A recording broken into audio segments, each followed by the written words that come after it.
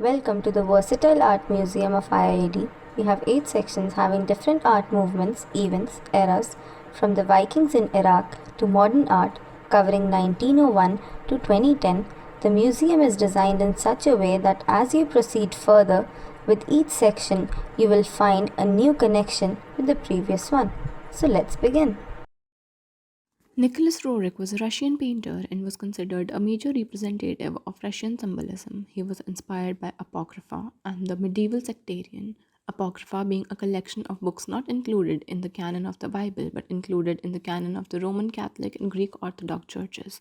Even though Roerich didn't follow a particular religion, he had keen interest in literature and read about a lot of spiritual leaders like Ramakrishna, Vivekananda, and Rabindranath Tagore, which inspired a lot of his artwork. The interest Roerich developed towards Eastern mysticism is also one of the major inspirations for his art pieces.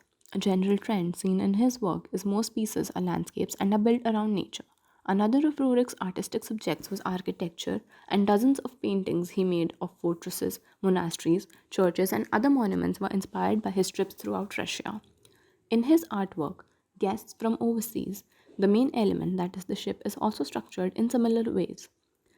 In his growing years, Roerich saw the environment of his country change severely and had used that emotion strongly in a lot of his work. In his artwork, when we look at the birds, they are flying in the opposite direction of the wind and the birds are white in color. The flying away of the birds can be a metaphorical of how, in the past few years, because of the wars going on and the attack of the Vikings on Russia, peace had left the country and the environment had become very strenuous and intense.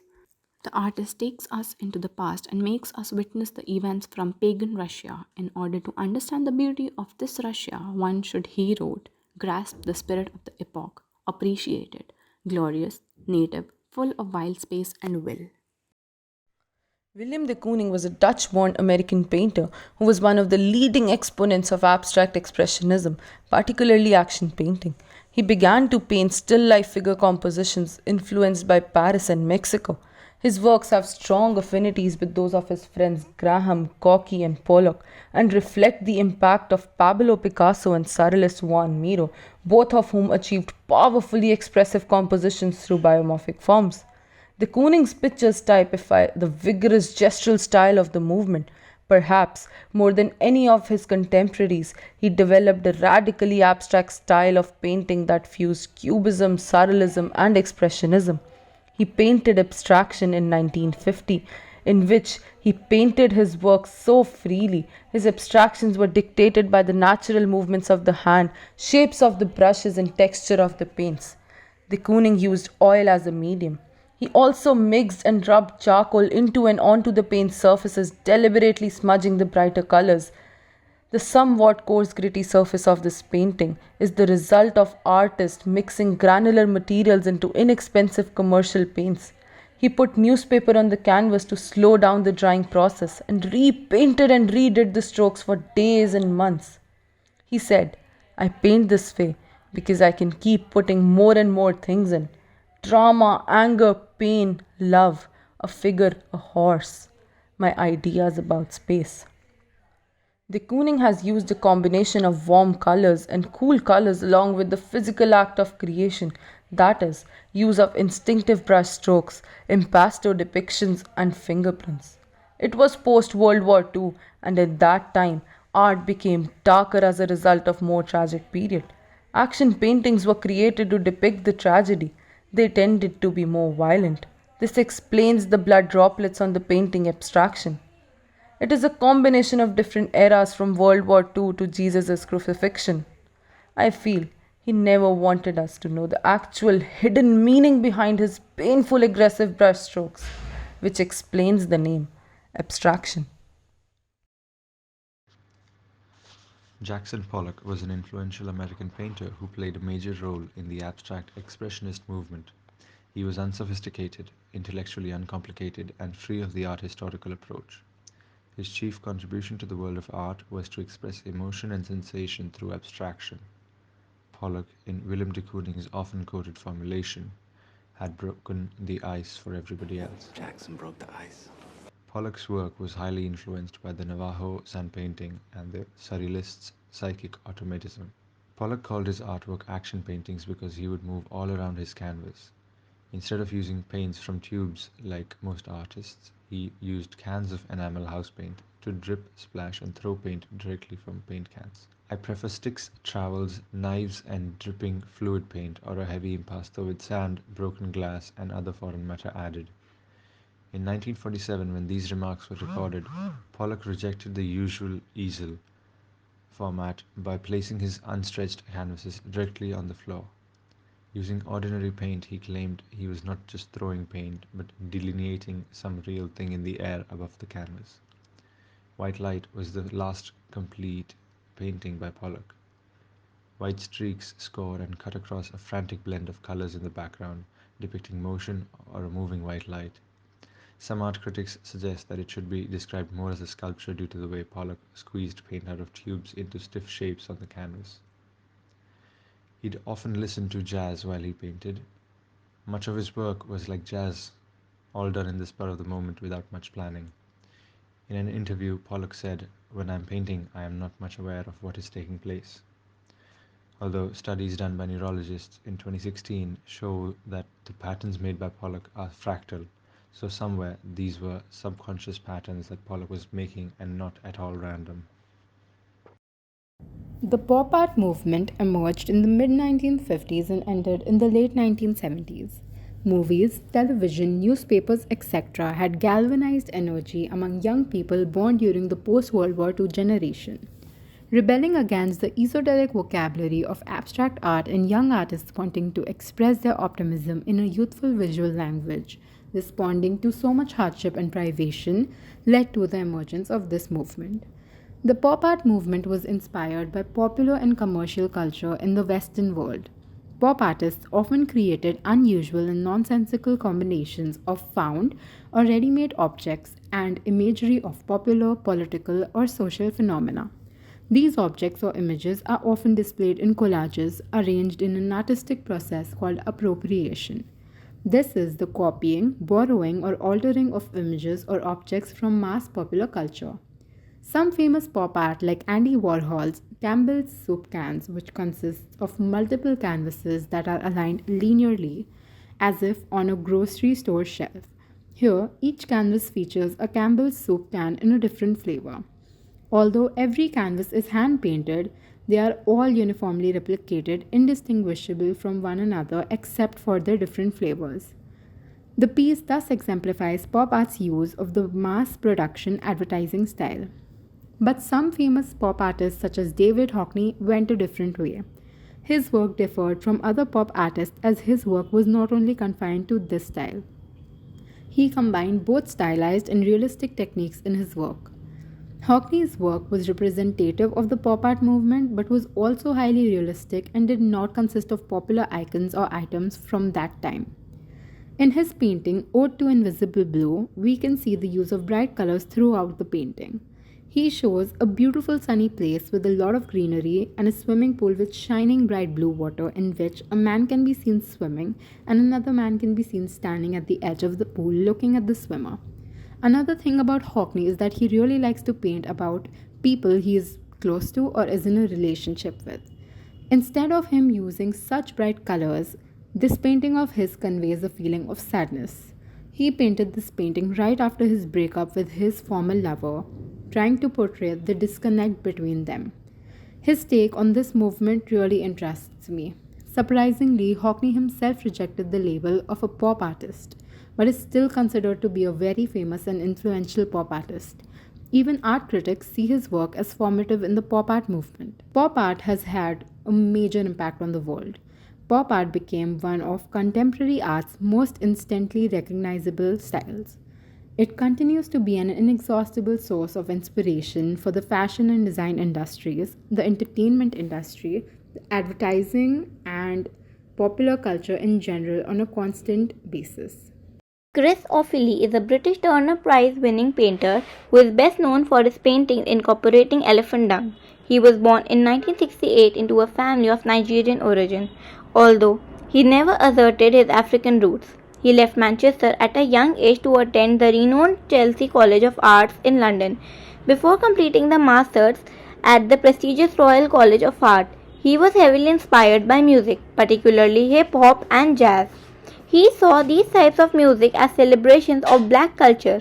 He was also influenced by Jean-Michel Basquiat, Philip Guston, and George Condo. This art movement at that time was contemporary art, the art of today, which is produced in the second half of 20th century or in the 21st century. This painting is a great example of transgressive art. It is an art that aims to outrage or violate basic morals and sensibilities. This 8 feet high painting is about Virgin Mary. This painting is Ophelia's attempt to deal with his childhood questions about race and virgin mothers. In particular, which women are permitted to be holy, to be pure, and to be considered as good mothers. He used oil paints, glitters, and polyester resin, and also used elephant dung. Ophiles and his safari guides would follow the elephants, and he saw a lot of dung, and he packed some of it as a souvenir. He started using it in his works. He positioned the painting atop of two patties of elephant dung, while the third patty stands for the Virgin exposed breast. The subject of the work and its execution caused considerable controversy in New York, with Rudolph Giuliani describing his work as sick. Bomb Hugger is a graffiti made by the street artist Banksy in 2003 underneath in Brighton, produced on a wall in the East End of London. Banksy is an England-based street artist, political activist, and is a part of street art movement in the contemporary art period which started at 1970s. Artists influenced by rap, hip-hop, punk took to the streets to communicate with members of their private group. The identity of Banksy remains anonymous as his artworks are illegal. Banksy started his street artwork to spread awareness to the public about issues affecting this world like warfare. He targeted the political and social aspect of the world. The artwork, Bomb Hugger, was made to call out the US invasion in Iraq for military purposes.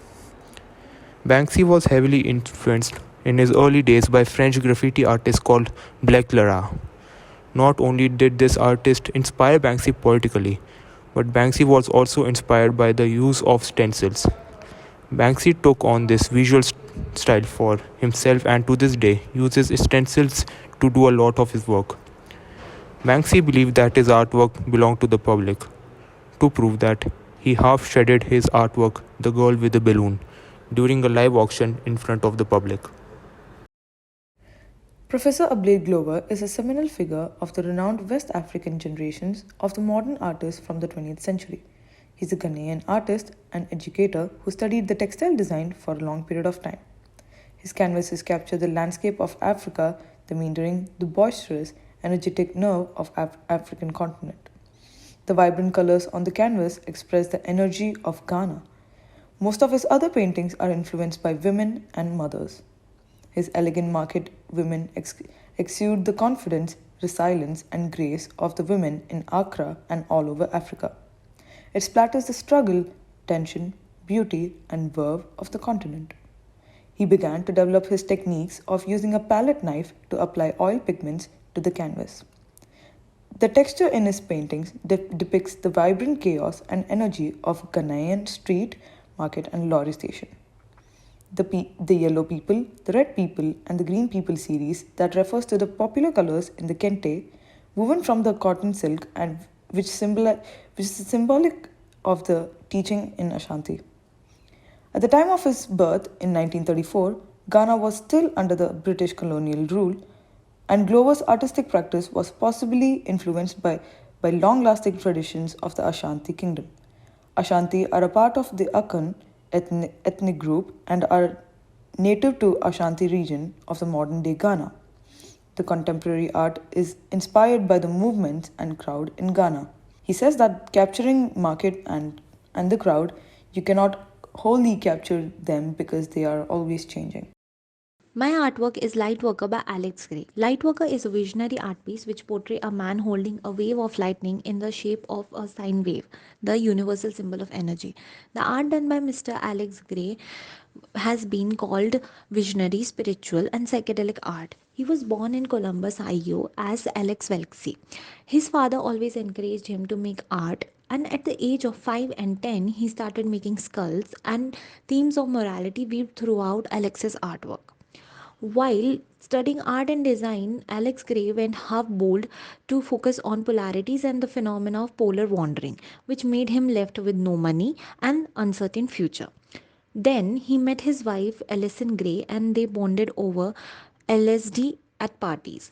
Then Alex worked in the Howard as a mind or body medicine research assistant.